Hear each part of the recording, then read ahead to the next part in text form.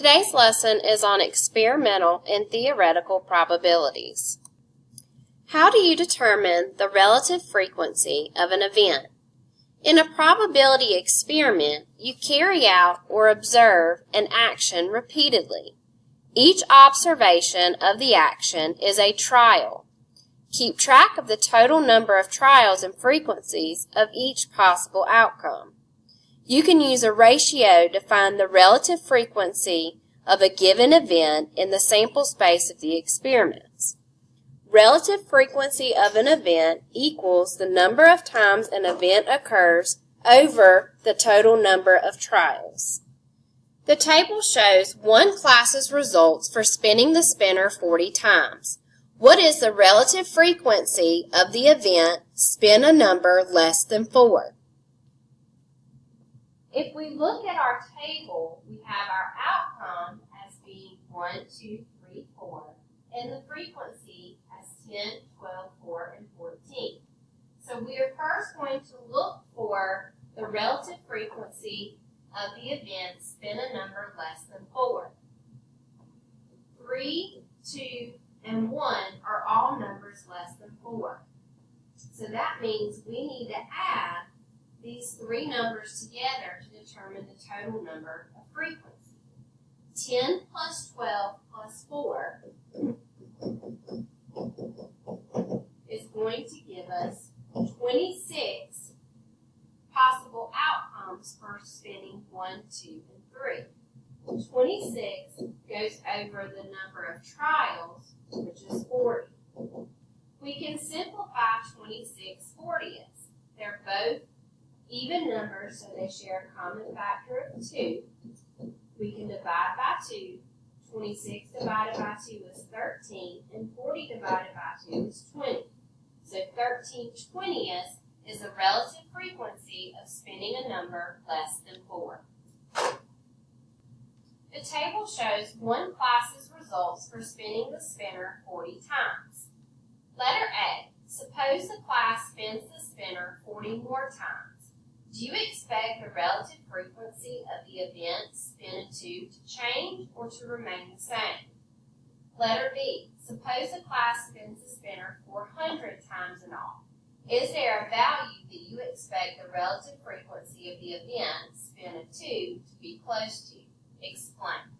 Pause the video and answer this question in your notes. The frequency of the event spin a 2 would be 3/10 because using our table, the frequency was 12 out of 40 trials, which simplifies to 3/10. If the class were to spin the spinner 40 more times, that means that we could double our results, but it would still remain the same. Letter B, since the class spun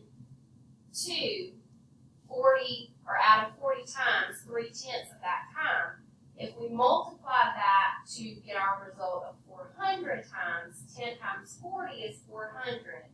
Therefore, 3 times 40 is 120.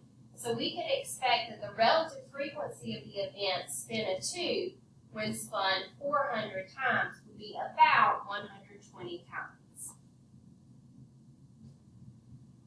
For experimental probability, how do we determine the experimental probability of an event? You can use relative frequencies to estimate the probability of an event, which is very similar to what we did with the last example.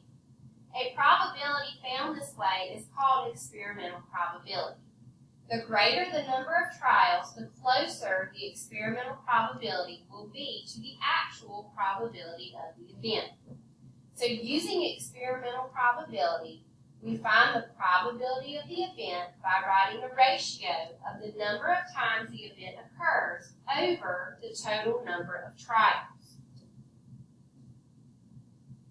For example, a cashier in a grocery store asks each customer what type of bag to use.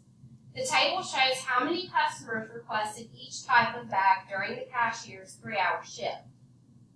Find the experimental probability that a customer asked for plastic bags.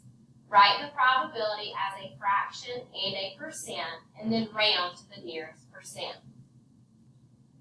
In order to solve this problem, the first thing that we need to do is figure out how many trials the grocery store clerk or cashier used for this experimental probability. So we're going to add 18 plus 6 plus 8, and that gives us a total of 32 trials. In our question, it asks us to write the probability as a fraction and a percent, and we always need to round to the nearest whole percent. So with plastic, as a fraction, that would be 18 over 32. We can simplify 18 and 32. Always simplify our ratios. So we're going to simplify 18 and 32.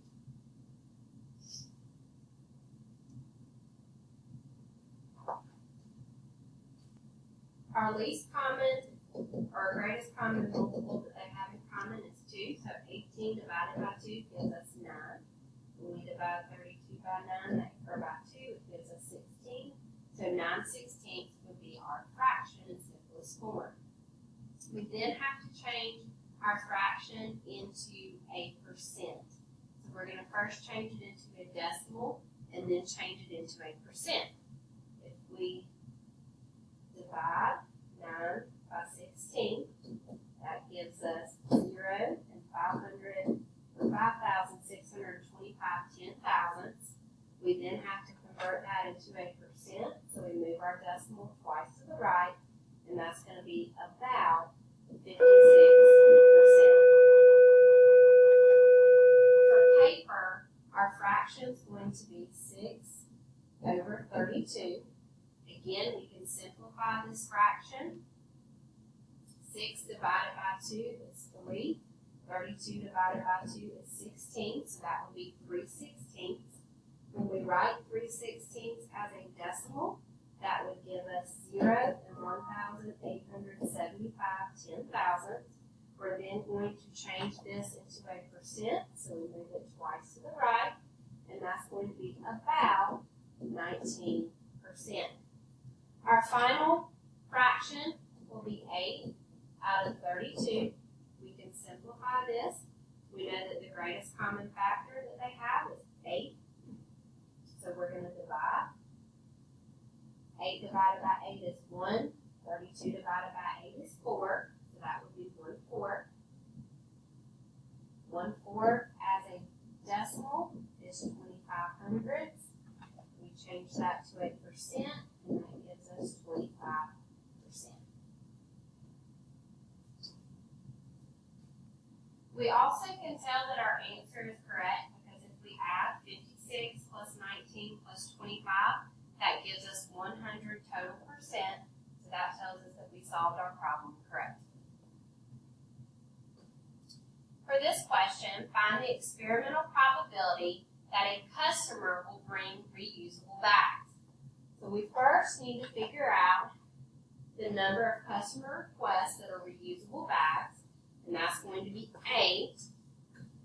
Then we have to determine the total number of trials, so that's 18 plus 6 plus 8, which is 32. 8 over 32 simplifies to 1/4. So the experimental probability that a customer will bring reusable bags is 1/4. Let's talk about theoretical probability. How do you determine the theoretical probability? Sometimes you can find the probability of an event through reasoning about the outcomes in the sample space. A probability found this way is a theoretical probability. When all the outcomes of an action are equally likely, you can use theoretical probability formula. So the probability of the event equals the number of favorable outcomes over the number of possible outcomes. Favorable outcomes are the outcomes in the sample space that satisfy the event. Here are two views of the same number cube showing its 6 spaces. Find the theoretical probability of rolling a 0. If we look at this one, step 1, each side is equally likely to land facing up. Step 2 shows us the sample space has 6 possible outcomes: 0, 1, 2, 3, 4, and 0. Step 3, 2 outcomes are 0.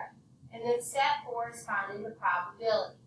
So the probability of 0 is the number of zeros over the number of possible outcomes. As you can see, there are 2 zeros in our sample space out of 6 numbers. 2 6 simplifies to 1/3. Look at the next example. Action. 1 spin of the spinner. Find the probability that the spinner stops on each type of sector. So we're going to write our probability for each of these problems based on the spinner that we see. So the probability of spinning red. As you can see, there are 3 red sections on our spinner out of 8 total sections, so that is 3/8.